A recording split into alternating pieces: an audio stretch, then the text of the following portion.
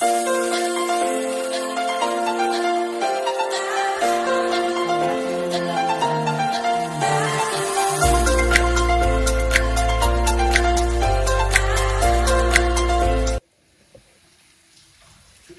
isang taong masaya, guys.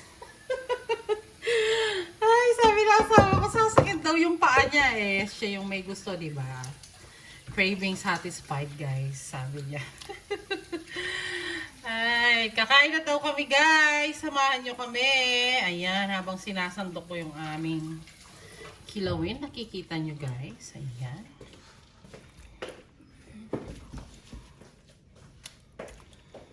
Kilawin Kapampangan. Kung makita nyo lang yung facial expression ng aking hubby, matatawa kayo sa kanya. Para siyang batang maliit na binigyan ng lollipop, ng reward. Ganun yung reaction niya. Bye! The best kilawin. Kilawin Kapampangan, guys. Ayan, ayan, ayan, ayan. Diba? Mga Kapampangan, shout out sa inyo. Samahan nyo kami. Diba?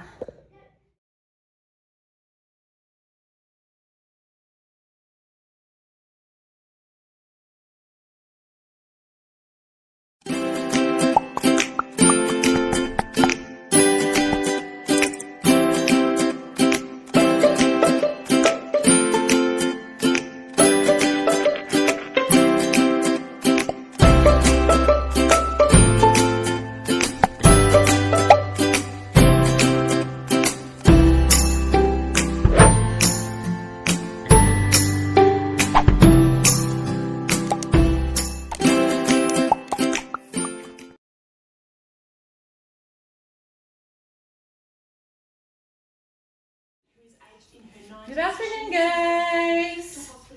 Welcome back to my channel, Gheng Kitchen's Vlog. It's been a while kasi I've been very busy this past few days. Kaya ngayon pa lang ulit ako nakapag-film, mga kapatid. Ayan. And for today's video is napaka-special ng aking lulutuin na dish for today kasi nga request ng aking husband ito. He's been craving.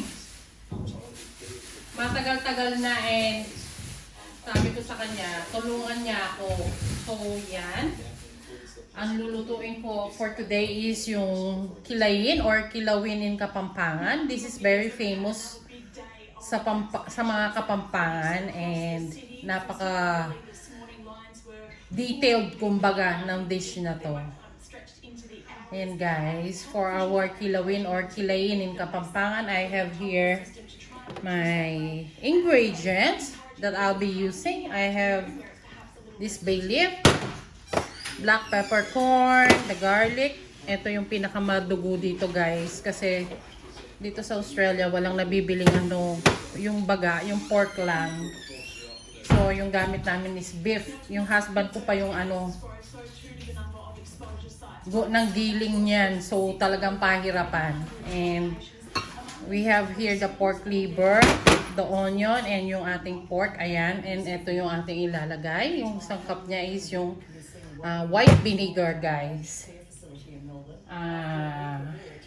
Pakikita ko sa inyo kung paano yung aking way ng pagluto ng Kilayin Kapampangan style. And this beef lang is already cooked. Ay, matagal na matagal tong niluluto, guys. Hanggang hindi, sabi nga, hanggang may daramdaman pupulutok. Ibig sabihin, hindi pa luto yung baga. Hanggang hindi siya nangitim ng ganyan, talagang hindi pa luto yung baga. So, yun, guys. Ang gagawin lang natin is, imimix lahat natin yung ating mga ingredients. Then, isusutay natin. I'm gonna show it to you. Nilipat ko na sa isang bowl yung ating pork, guys. And then ito ilalagyan lang natin siya ng konting white vinegar. Ito lang talaga yung niya, pinaka-ingredients niya. And then lagyan natin siya ng sibuyas. And then yung ating peppercorn, black peppercorn. And then yung ating bay leaf.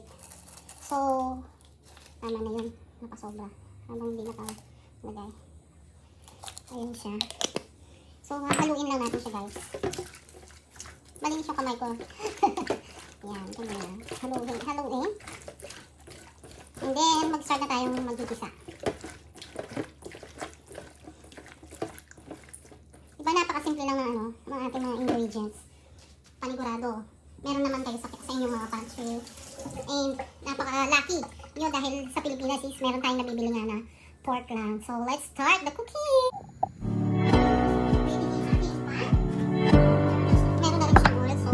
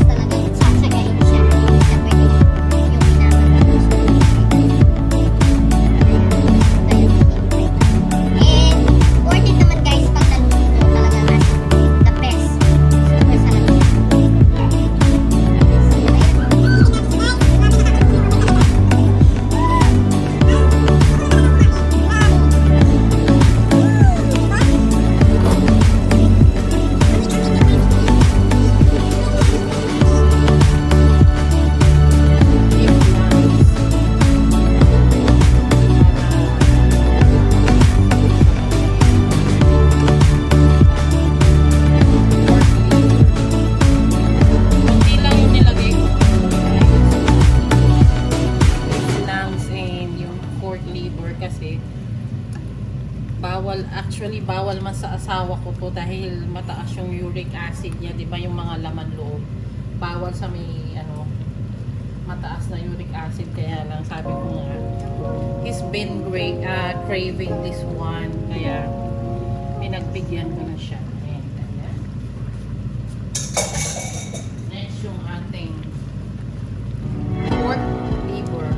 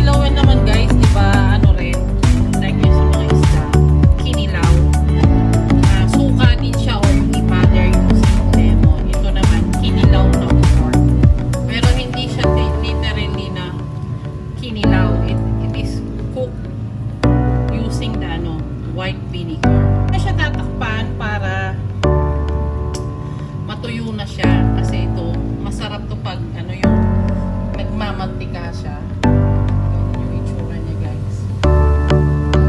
Ipapakita ko siya ng close-up sa inyo. Patayin ko yung ating range hood para kasi masyadong maliwanag. Hindi nyo nakikita yung itsura. Pero ganyan siya, guys. Hayaan lang natin. 10 minutes pa, guys. Pag malapot na yung ating pork. Yung ating pork ano to, halo-halo. Meron siyang pork belly, pork shoulder, tapos meron siya yung part ng pork head. Guys, pinag-like ko yung itsura para makita nyo kung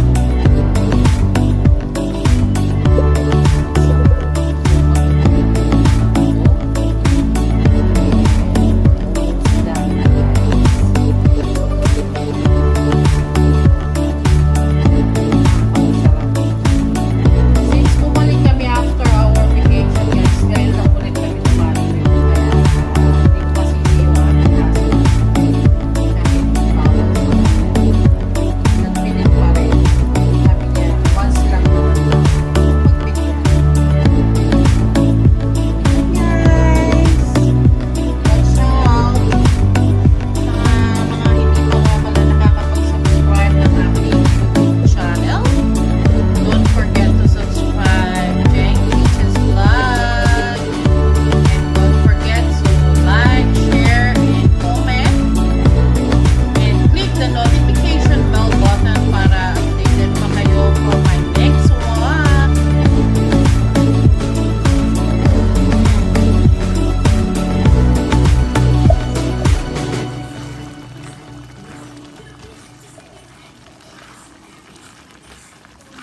Ganyan na siya. Konting kebot pa rin. Guys! I'm so excited, guys! Kita nyo? Ay, yung mga kapampangan kamukha ko, appreciated match nila to pag nakita nila. Pag nagmamay day nga ako, pag nagluluto ako nito, talagang napapawaw sila. Ayan, guys, so, meron na akong the best kilayin in town. Kilayin Kapampangan. Ayan sila. Nagmamantika na siya. Nakaka-excite. Ganito yung itsura niyo.